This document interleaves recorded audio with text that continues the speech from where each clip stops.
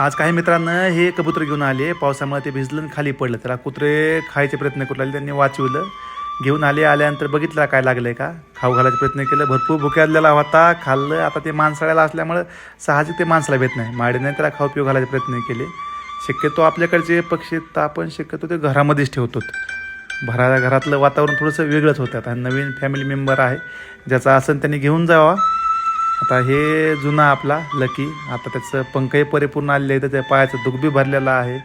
भारी एकदम. आता पाहुणे आले की जवळ येणार, गर्दा करणार. वरून कबूतर बघायला एक चाललं आहे काय. दुसरा आपल्या घरामध्ये असलेला मोगली, म्हणजे तो नांदेडून आलेला पोपट. आता त्याचे बी बऱ्यापैकी पंख फुटायले. तर ज्यावेळेस परिपूर्ण होईल त्यावेळेस निसर्गात सोडून द्यायचं. आता हे लकी ज्यावेळेस पाहुणे येतात त्यावेळेस घरात येणार, त्यांच्या अंगावर बसणार. भारी वाटते पाहुण्यांना, पण आनंदीमय वातावरण होते.